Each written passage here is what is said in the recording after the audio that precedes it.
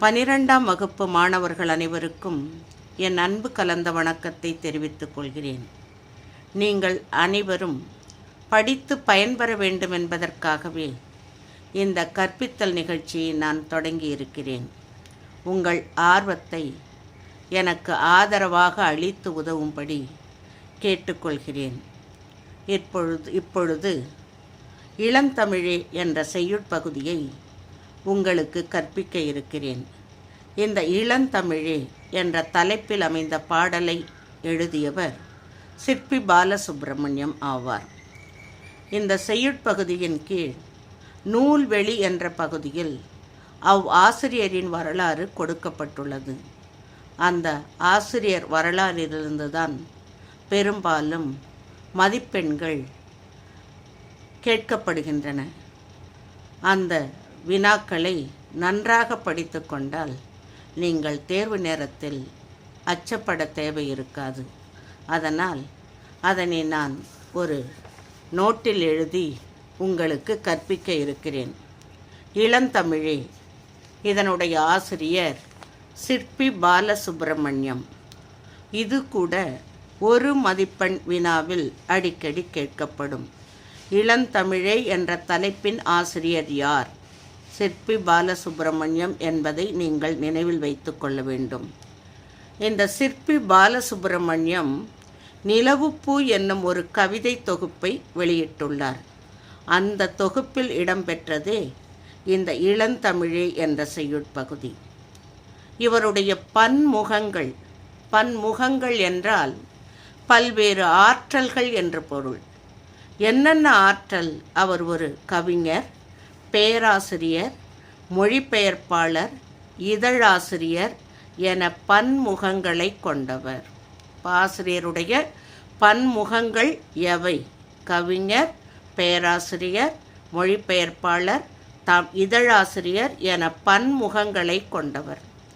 இவர் பாரதியார் பல்கலைக்கழகத்தின் தமிழ்துறை தலைவராக பணியாற்றியவர். எங்கு தமிழ்துறை தலைவராக பணியாற்றினார்? ஒரு மதிப்பெண் வினாவாக கேட்கப்படும். பாரதியார் பல்கலைக்கழகத்தில் தமிழ்துறை தலைவராக பணியாற்றியவர். அவர் பெற்ற விருதுகள் யாவை? ஒன்று மொழிபெயர்ப்புக்காகவும், இரண்டாவது ஒரு கிராமத்து நதி என்ற கவிதை நூலிற்காகவும் இவர் சாகித்ய அகாடமி விருது பெற்றவர். சாகித்ய அகாடமி விருது பெற்ற நூல் எது என்ற வினா ஒரு மதிப்பெண் வினாவாக கேட்கப்படும். ஒரு கிராமத்து நதி என்ற கவிதை நூலிற்காக சாகித்ய அகாடமி விருது பெற்றார். அவர் எழுதிய கவிதை நூல்கள் யாவை? சிற்பி பாலசுப்ரமணியம் எழுதிய கவிதை நூல்கள் யாவை என்பது 2 மதிப்பெண் வினாவில் கேட்கப்படும். ஒளிப்பறவை, சர்ப்பயாகம், சூரிய நிழல், ஒரு கிராமத்து நதி, பூஜ்ஜியங்களின் சங்கிலி. ஒளிப்பறவை, சர்ப்பயாகம், சூரிய நிழல், ஒரு கிராமத்து நதி, பூஜ்ஜியங்களின் சங்கிலி முதலான கவிதை நூல்களை அவர் எழுதியுள்ளார். எந்தெந்த மொழியில் அவர் கவிதை நூல்களை எழுதியிருக்கிறார் அப்படின்னு பார்த்தா, ஆங்கிலம், கன்னடம், இந்தி, மராத்தி, மலையாளம் ஆகிய மொழிகளில் இவர் கவிதை நூல்கள் எழுதப்பட்டுள்ளன. ஆங்கிலம், கன்னடம், இந்தி, மராத்தி, மலையாளம் ஆகிய மொழிகளில் எழுதப்பட்டுள்ளன. இவர் எழுதிய உரைநடை நூல்கள் யாவை? இலக்கிய சிந்தனைகள், மலையாள கவிதை, அலையும் சுவடும். 3 நூல்தான். இந்த 3 நூல்களும் 2 மதிப்பெண் வினாவில் கேட்கப்படும். இலக்கிய சிந்தனைகள், மலையாள கவிதை, அலையும் சுவடும். இவருடைய சிறப்பு என்ன அப்படின்னு பார்த்தோன்னா, சாகித்ய அகாடமி விருது பெறுவதே ஒரு தனிச்சிறப்பு. இவர் சாகித்ய அகாடமி செயற்குழு உறுப்பினராக இருந்திருக்கிறார். மலையாளத்திலிருந்து கவிதைகளையும் புதினங்களையும் மொழிபெயர்த்துள்ளார். இந்த பகுதியை நீங்கள் நல்லா படித்து கவனத்தில் வச்சுக்கோங்க. உள்ளிருந்து கேட்கப்படும் வினாக்கள் நிறைய. இந்த நூல்வெளியிலிருந்து கேட்கப்படும் என்பதாலேயே இதனை நான் எழுதி உங்களுக்கு விளக்கியிருக்கிறேன். அடுத்ததாக நாம் செய்யுட்பகுதிக்கு சென்று விடலாம். இளம் தமிழே, தமிழ்மொழி நம்முடைய அடையாளம், பண்பாட்டின் நீட்சி. பல்லாயிரம் ஆண்டுகளுக்கு முன்பே தமிழ்மொழி தோன்றிவிட்டது என்று கூறுவார்கள். அப்படிப்பட்ட மொழி தோன்றிய காலம் தொட்டு மக்களால் பேசப்பட்டு எழுதப்பட்டு உயிர்ப்போடும் இளமையோடும் இன்றும் சிறந்து விளங்கி வருகிறது. தமிழ்மொழி எல்லா திசைகளிலும் கிளைவிட்டு பரவி வருகிறது. தமிழ்மொழியின் பெருமைகளை பேசாத மரபு கவிஞர்களே இலர் எனலாம். தமிழ் பல புதிய உள்ளடக்கங்களை தன்னில் புதுப்பித்து கொண்டு பழம் சிறப்பை தக்க வைத்து கொண்டு மேலும் மேலும் இலக்கியங்களையும் இலக்கணங்களையும் உருவாக்கி கொண்டு செழித்து வளர வேண்டும் என்பதே நம் கவிஞர்களின் தீராத ஆசை. அதனுடைய வெளிப்பாடாக அமைந்ததுதான் இந்த கவிதை. இந்த கவிதை ஒரு மிக சிறந்த கவிதை. மீண்டும் தமிழ்மொழி சிறந்த இலக்கியங்களை உருவாக்கி கொண்டு வளர வேண்டும் என்ற கருத்தை உள்ளீடாக கொண்டு விளங்குகிறது.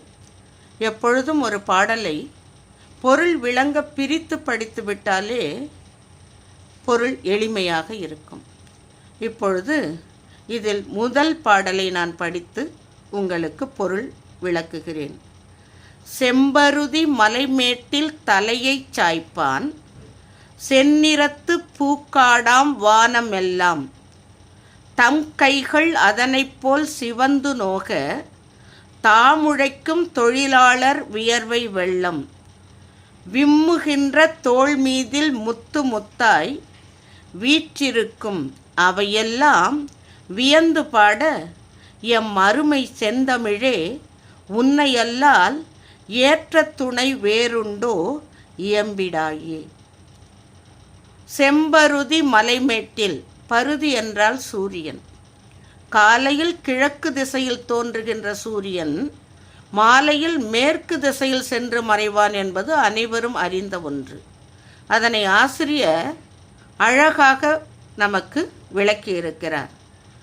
காலையில் தோன்றிய சூரியன் கடுமையாக உழைத்துவிட்டு களைத்து மாலையில் மலைமேட்டில், மலை சிகரங்களில் சென்று, மலை முகடுகளில் சென்று தன் தலையை சாய்ப்பான், சென்று மறைவான் என்பதை தலையை சாய்ப்பான் என்று குறிப்பிடுகிறார் ஆசிரியர்.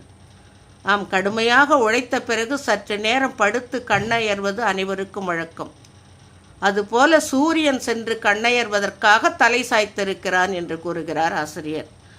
சிவந்த கதிர்களை உடைய சூரியன் காலை முதல் கடுமையாக உழைத்துவிட்டு களைத்து மாலையில் தன் சிவந்த கதிர்களை சுருக்கி கொண்டு மேற்கு திசையில் உள்ள மலைமுகட்டில் சென்று தலை சாய்ப்பான். அவ்வாறு மறையும் பொழுது அந்த சூரியனின் செந்நிற ஒளி கதிர்கள் பட்டு வானவெளியெல்லாம் சிவப்பு நிற பூக்கள் நிறைந்த வானக்காடாக பூக்காடாக விளங்குமாம். புரியுதா? சிவந்த கதிர்களை உடைய சூரியன் காலை முதல் கடுமையாக உழைத்துவிட்டு களைத்து மாலையில் மேற்கு திசையில் உள்ள மலையில் சென்று மறைவான். அவ்வாறு மறையும் பொழுது அவனுடைய சிவந்த கதிர்களின் ஒளிப்பட்டு வானவெளியெல்லாம் செந்நிற பூக்காடாக காட்சியளிக்குமாம். அதுபோல அந்த வானவெளியைப் போல தொழிலாளர்கள் கடுமையாக உழைப்பதால் தம் கைகள், அவர்களுடைய கைகள், அதுபோல அந்த பூக்காட்டைப் போல அல்லது வானவெளியைப் போல தொழிலாளர்கள் கடுமையாக உழைப்பதால் அவர்களுடைய கைகள் சிவந்து காணப்படுகின்றன. அப்போ வான்வெளி சிவந்து காணப்படுறதுக்கு எதை சொல்லியிருக்காரு பாரு. தொழிலாளர்களுடைய கைகள் சிவந்து காணப்படுவது வானவெளி சிவந்து காணப்பட்டதை போல காட்சியளித்தது அப்படின்னு சொல்லியிருக்கார். ஒரு பொருளை சிறப்பிக்க அதனோடு தொடர்புடைய வேறொரு பொருளை உவமையாக கூறுவது வழக்கம். அந்த வகையில் தொழிலாளர்களின் உழைப்பால் சிவந்து போன கரங்களுக்கு மாலையில் சென்று மறைகின்ற சூரியனின் கதிர்களை இங்கு ஒப்புமையாக கூறி விளக்கின்ற நயம் சிறப்பு வாய்ந்தது. அதனால் அந்த வான வெளியைப் போல உழைப்பாளர்கள் கடுமையாக உழைப்பதால் அவர்களுடைய கரங்கள் சிவந்து காணப்படுகின்றன. இடைவிடாமல் தொடர்ந்து உழைப்பதால் விம்முகின்ற அவர்களுடைய தோள்களில் முத்து முத்தான வியர்வை வெள்ளம் காணப்படுகின்றது. அந்த காட்சி அவர்களுடைய உயரிய உழைப்பினை நான் வியந்து பாட வேண்டும்.